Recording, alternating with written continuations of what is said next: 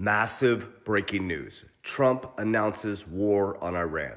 I'm going to break down in this video how unbelievably important this is, life-changing for you, around the financial implications of what was just announced. At 12:47 a.m., Trump announced full-scale war on Iran. Now I'm going to focus on the macro, microeconomic, and the financial implications, and I'm going to tie back to historical patterns. And I'm going to share with you how we are protecting our family's ecosystem. I'm going to stay in my lane. None of this is financial advice. I'm only sharing with you my study of patterns, historical patterns, spiritually, physically, and financially. Ray Dalio's Changing World Order, the fourth turning, the 36-year cycle that just ended, moved us from financialization, debt expansion, from centralization to decentralization. Ray Dalio's Changing World Order, where he studies the fall and rise of superpowers that always end up, in a massive economic change in a financial system. So get a pen and paper out, get ready to understand how this cycle works. Do your own research. You got to pay attention because you're paying for your attention. Around 1930, our parents went into their crisis stage, the Great Depression, which completely destroyed them economically and pulled us deeper into centralized banking. 1913, the Federal Reserve was created, not federal nor reserve. Since the Federal Reserve was created, dollars collapsed 96 to 97%. They went into a massive crisis stage financially. Then World War II came, and after World War II, a new economic order came in, a new world order.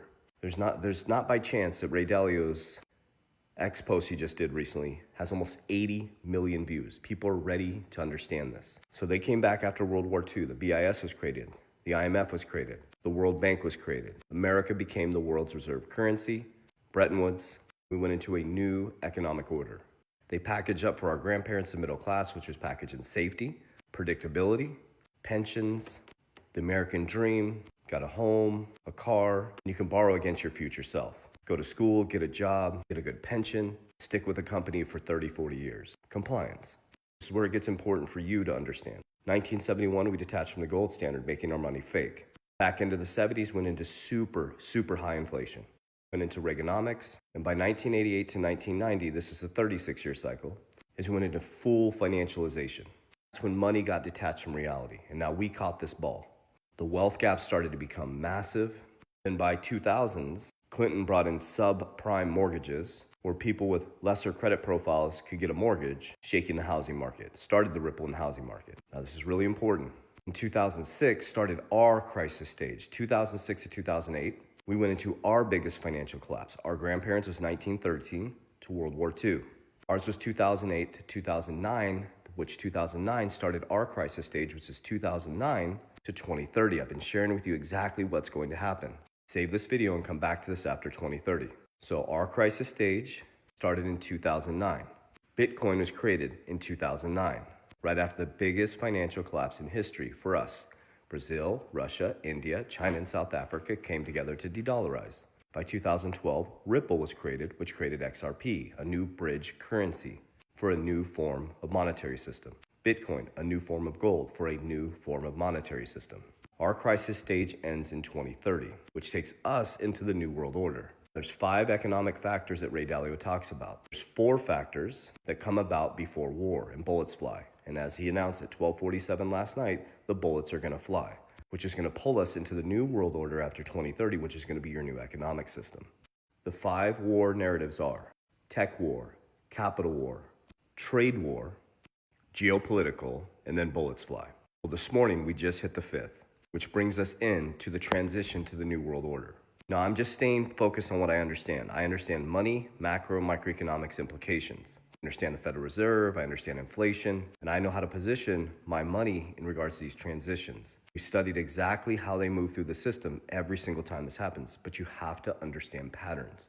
Please allow me just to express the financial implications of this, trying to empower you to understand this. So now last night, we went into number 5. Usually there's one that changes things. We have all 5 present in our timeline, all 5. Trade wars, geopolitical, technological, and now war. Remember, Trump promised you a peacetime president, we weren't going to war. But that's the next step in the changing world order.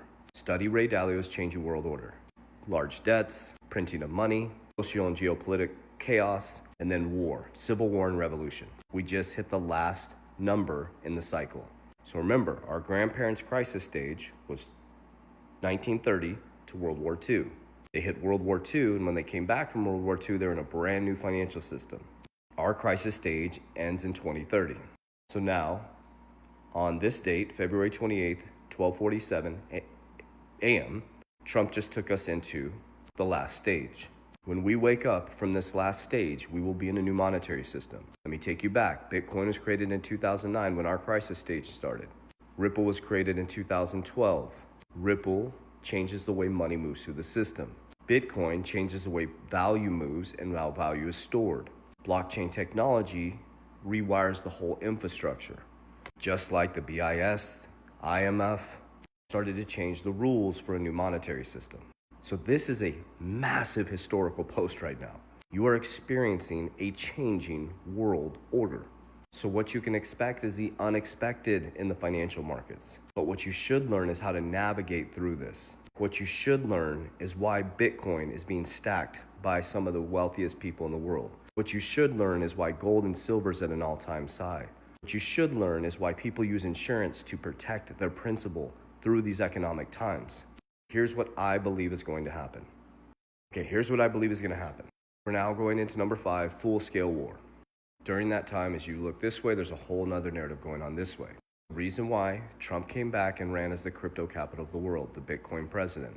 There's a reason why he created the Stablecoin Act. Stablecoins are outside of the centralized system, they're peer-to-peer. There's a reason why he had Bo Hines pull Tether into America, which is a stablecoin, the number one stablecoin, 90% of the stablecoin market. There's a reason why he created World Liberty Financial and USD1, a stablecoin. There's a reason why Ripple created RLUSD, stablecoin. There's a reason why USDC is connected to Circle, BlackRock. Stablecoins are part of the new monetary system. They're outside the centralized system. The Genius Act, genius. So Trump positioned himself with his own stablecoin through WLFI. They brought USAT into America, which is Tether, which is 90% stablecoin market. What do stablecoins use? US Treasuries. The US dollar was in an all-out free fall. The central banks are stacking gold over US Treasuries, and he's trumped everybody with the stablecoin. Now we have the Clarity Act. Clarity Act? What's that for? To give new rules to the banks around the new financial system. Are you following me now? The new system is allocating parts of portfolios into cryptocurrency. Things like XRP, Bitcoin, Solana, Ethereum. They'll be done through ETFs. Banks asking to do institutional grade custody for your crypto. The very bankers that told you to run from this are going to be begging you to move your crypto to the bank. We ended the 30-year cycle from centralization to decentralization, from financialization, debt, and credit expansion, back to production. Here's how I position myself. Is I don't focus on cash, it's trash. I focus on cash flow. I take my income, here's what I mean by cash flow, is I put it into things that generate money while I sleep. An example is you can buy stocks that pay you without doing anything. So every time I get paid, I make sure it makes a brother or sister. Number 2 is I don't have lifestyle creep. I take the income and cash flow, I put it into assets A that beat inflation to navigate these economic times. I'm moving into assets that have fixed supply. Every time I profit, now I'm showing you the cycles, I pull profits on the table as everybody's trying to get rich quick. And I go into P, protection. I insure my money in cash value life insurance. I use things like silver, things like Bitcoin, things like Berkshire. And then when things like this happen and the markets go red, I buy assets that I believe are going to be here in the future. And DR is de-risk, de-risk, de-risk. So you're going to wake up in a new economic system. Bitcoin will be the new gold. Blockchain technology will be the infrastructure. Things like distributed ledger technology, XRP, XLM, HBAR, things like that, will be the new way you do business. Have to study. Have to become a warrior in a garden versus a gardener in a war. Remember, you need to pay attention because you're paying for your attention. So this is a historical video, a historical announcement. We're now finishing out our crisis stage. When you wake up in 2030, you'll be in a brand new system. Warriors, rise! Get your shit together. I know I am.